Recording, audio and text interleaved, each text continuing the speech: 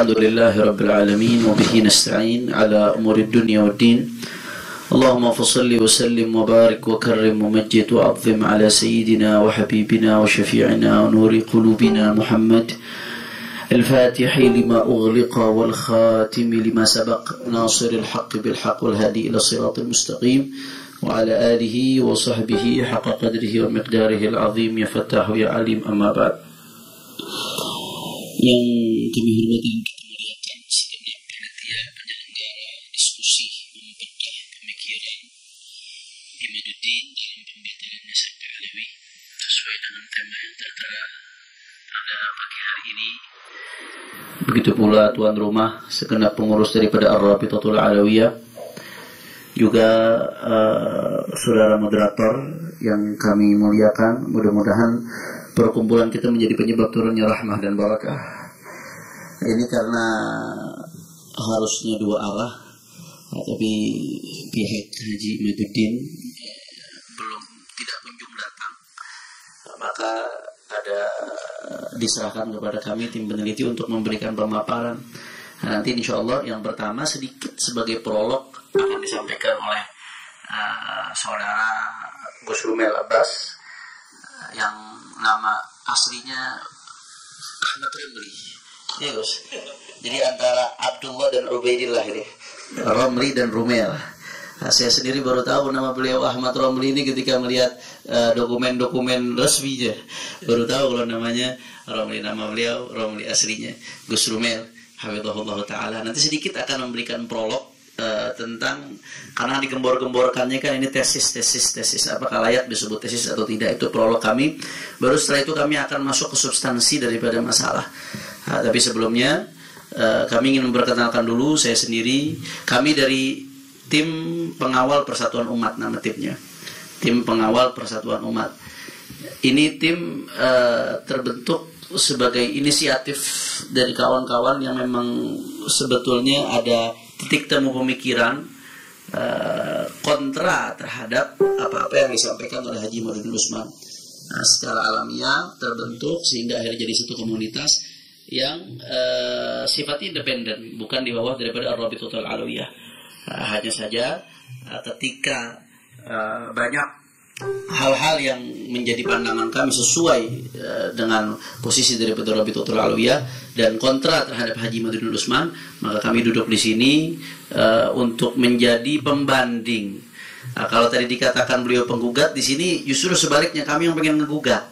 Karena kan katanya ini tesis, dalam tanda kutip yang disebut tesis, pembatalan nasab Ba'alawi.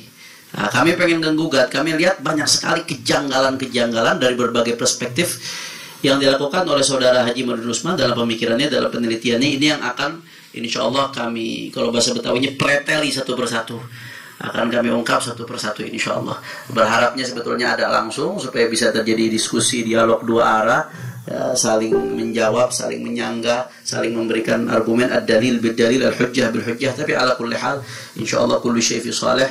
Maka saya nggak mau berpanjang lebar, saya kenalkan satu persatu. Saya sendiri Al-Faqih Muhammad Hanif bin Abdurrahman Al-Attas. Kemudian hadir di sini ada Gus Wafi, Ustadz Muhammad Abdul Wafi, Muhammad Fuad Abdul Wafi. Beliau alumni Sidogiri, santrinya Kiai Haji Nawawi Abdul Jalil dan Masyayikh Sidogiri.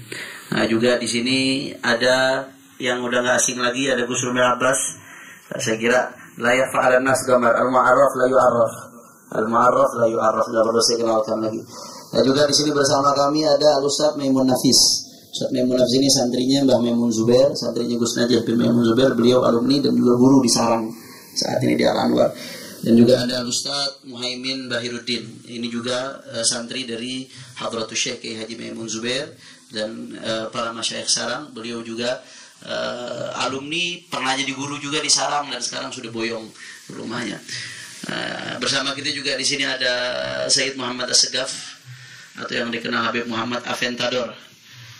Saya nyari-nyari apa ini Aventador, ternyata mobil Habib Aventador itu, Ferrari Aventador. Di sini juga ada Dr. Idrus Al-Masyhur. Beliau cukup lama menggeluti penelitian di bidang nasab dan lain sebagainya, dan beliau seorang akademisi. Juga ada Dr. Zen Hafi. Beliau salah satu pakar DNA. Nah, saya kira kita mintakan kepada Gus Romel untuk memberikan prolog terhadap diskusi ini, insyaallah. Fadhal Gus. Ibtiqa ali mardatillah wa rahmatihil Fatihah.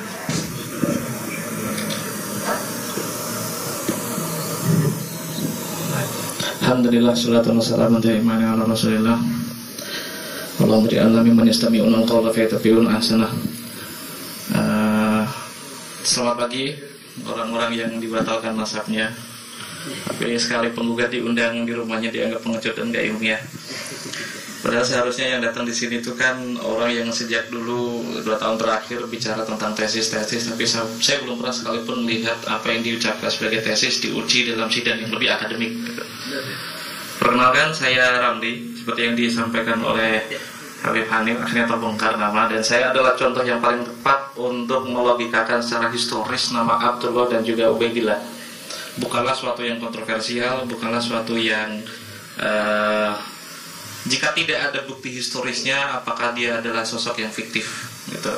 Belum pernah saya lihat, saya adalah orang yang selama 1 tahun terakhir ya, genap 1 tahun terakhir itu mewawancari beberapa pakar, beberapa intelektual, baik ada di Indonesia maupun di tempat yang lain, dan belum pernah saya sekalipun mendengar ketika saya sodori tesisnya Kiai Haji Madudin, kecuali para pakar itu mengatakan ini penelitian orang bodoh yang belum pernah tahu bagaimana cara ilmu nasab bekerja.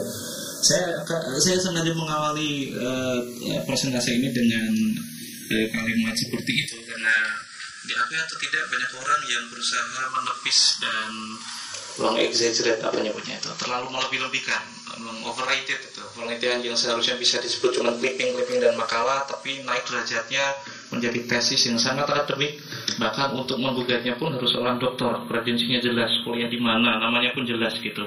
Terlalu berbelit-belit dan terlalu birokratis. Sementara kita selama 2 tahun melihat bagaimana beliau berkeliling dengan teman-temannya tanpa birokrasi, tanpa tedeng aling-aling. Tidak pernah saya melihat di dalam sidang akademik dan juga penontonnya pun segmented, semuanya tendensius. Tapi ya sayangnya beliau tidak hadir di sini untuk melihat apakah beliau serius tentang keseriusannya dengan ilmu pengetahuan, apakah beliau berani untuk bicara secara adil di depan orang yang berilmu. Ada Habib Hanif, ada yang sering disebut berkali-kali oleh Mas Sugeng, yaitu Aventador, namanya Muhammad Asagaf Mas Sugeng. Tapi di belakang semua ini adalah orang-orang yang sangat mencintai ilmu, dan kita tidak ingin ada tendensi macam-macam dalam penelitian ini. Saya berusaha ini jadi klimaks dari cekcok 2 tahun terakhir, karena melelahkan, terlalu banyak framing, terlalu banyak insinuasi, terlalu banyak terlalu fasis gitu. Melihat yang dilebih-lebihkan sebagai tesis itu ternyata nggak lebih dari sekadar clipping dan juga makalah. Akhirnya ada temennya yang berusaha untuk menutupi titel yang cukup tinggi yang seharusnya tidak layak diberikan kepadanya, yang akhirnya ngomong kalau ilmu nasab itu kan ilmu bangkai gitu. Ilmu nasab adalah ilmu yang ilmu fosil. Jika memang ini saintifik, di kampus modern mana ada studinya, ada mata kuliahnya. Justru itulah masalahnya. Jika Anda semua membaca 5 kitab yang disusun oleh Kiai Imad, 80%-nya itu pakai kaidah nasab. Semuanya adalah catatan genealogi dari al-ulama al-nasab. 80% tentang catatan historiografi atau catatan genealogi dari kitab-kitab nasab. 10%-nya dia pakai sentuhan dikit-dikit tentang studi kritik historis. 5%-nya lagi improvisasi tentang YDNA. Sisanya lagi 5%-nya tentang framing, ada yang lain gitu. 80%-nya dia tidak memakai apapun kecuali kitab nasab. Sementara temannya sendiri ngomong kitab nasab atau ilmu nasab itu kitab bangkai. Lalu kita mau bicara tentang apa? Musalamatnya seperti apa? Musalamat, saya sebut musalamat itu karena titik pokok mahalun niza. Kita harus bertemu dalam perdebatan dengan sudut pandang yang kita sepakati terlebih dahulu. Ilmu nasab secara genealogi bisa dilihat atau kita tahunya dengan berapa macam terus. Jika itu ilmu nasab, maka harus menaati kaidah nasab. Jika itu kaidah historis, maka harus menaati kaidah historis.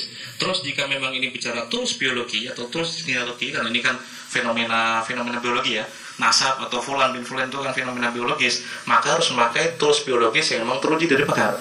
Gitu. Saya belum pernah mendapati, ya seperti tadi ya, belum pernah ada pakar yang saya lihat ketika saya sodori ini ada orang yang batal-batalin nasab alami gitu. Kaget gitu. Itu seperti mengira kalau Mbah Hashim itu merokok, mengharamkan rokok gitu untuk Nahdlatul Ulama maksudnya, atau ada Basul Masail di NU yang mengharamkan rokok gitu. Suatu hal yang kayaknya itu nggak mungkin. Ketika dia mengklaim, atau teman kita senior kita yaitu Bang Haji Rumah Irama mengklaim kalau sampai hakul yakin, apaan sih sampai hakul yakin, semalam ternyata beliau memberikan semacam argumentasi. Dia sampai hakul yakin itu karena tiga macam telaah sejarah, telaah filologi, terus telaah WDNE. Oke kawan-kawan, saya akan berusaha mengawali presentasi ini dari sudut pandang sebuah sejarawan. Ilmu sejarah itu tidak 100% bicara tentang kebenaran dokumen. Kita bicara tentang bukti historisnya. Bukti ada banyak, termasuk oral history atau mulut ke mulut, riwayat ke riwayat. Itulah kenapa semua kajian historis itu tidak sepicik para penggugat Ba'alawi yang mendudukkan kebenaran historis hanya berdasarkan kebenaran dokumen. Kitabnya mana, manuskripnya mana. Jika itu yang kita pakai, maka Imam Bukhari, Sahih Muslim, dan juga Sahih yang lain kita pelangi yang jaraknya itu 150 tahun atau mungkin 2 abad lebih dari baginda Nabi akan kita batalkan. Ilmu sejarah tidak sepicik itu. Jika itu yang kita pakai, maka kita akan berpikir secara bengkok. Semua cerita di masa lalu akan tidak berguna dan tidak ada artinya. Nah, itulah yang disebut dengan kritik histori, dan begitulah cara kerja seorang sejarawan. Nah, hingga akhirnya saya mendapati banyak orang yang selalu mengajukan pertanyaan-pertanyaan tesis. Satu-satunya yang ilmiah dari kritiknya Kiai Imad tentang nasab genealogi Ba'alawi adalah di mana sumber atau bukti material dari Syurul Istifadah. Menurut dia terputus 550 tahun terhitung dari Imam Baidillah hingga 895 dari penulis Al-Barqah Musyiqah.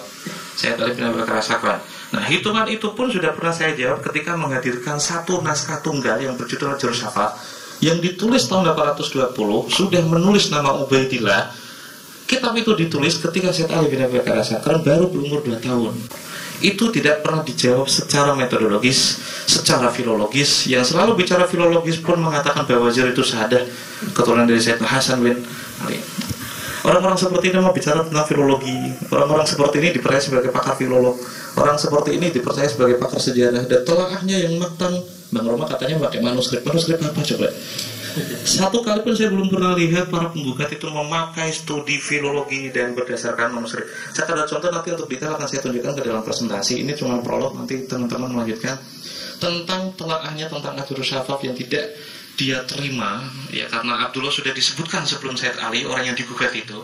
Belum pernah saya lihat sekalipun dia meminta maaf karena menuduh Syed Ali, penulis kitab itu, sebagai pencangkok nasab. Padahal ketika beliau baru berumur 2 tahun, berarti kan masih menyusui. Mungkinkah orang yang menyusui memberikan informasi tentang kakeknya kepada orang yang 15 tahun kemudian sudah wafat? Ya nggak mungkin. Kitab itu cuma langsung diklaim ini kitab yang cukup diragukan karena naskahnya baru ditulis 45 tahun sebelumnya. Ya karena emang nggak modal, nggak mau nyari gitu. Peneliti itu kan ya memang sifatnya itu kan pencarian, to search, itu berarti mencari. Jika informasi nggak dapat di situ, apakah benar kitab itu ditulis 45 tahun atau 50 tahun yang lalu? Akhirnya saya menemukan 3 naskah pembanding yang lebih tua dari itu. Ditulis sekitar 200-an tahun yang lalu lah. Jauh sebelum ada geger nasab, jauh sebelum ada mungkin semasa dengan Imam Murtado Az-Zabidi di Yaman sudah ada manuskripnya, dan ada intelektual yang sudah mengutip beberapa kali kitab itu dan menyebutkan Ubaidillah di sana. Saya berusaha memberikan pengantar itu untuk menunjukkan kepada Anda semua ada orang yang tidak jujur ketika melakukan gugatan. Berkali-kali saya menagih apakah Anda bisa mempertahankan tesis Anda tentang kali pertama disebutkan tahun 895 dari Al-Barqah Musyiqah. Itu sudah banyak bukti material yang bisa menjawab itu. Alih-alih menjawabnya akhirnya framing lagi. Ya seperti itulah, 80% isinya cuma kitab nasab, 10%-nya dikit-dikit bahasa sejarah, 5%-nya improvisasi tentang WDNE kayak Askenazi, kayak paham aja gitu. Askenazi itu apa sih ceritanya? 5%-nya itu ya sisanya framing gitu. Mungkin ini pengantar dari saya. Terima kasih, saya lanjutkan kepada Baik, sebelumnya ini ya, saya ingin kemudian menjelaskan kepada para hadirin ini. Mungkin agak bingung nanti kalau kemudian belum terpetakan begitu.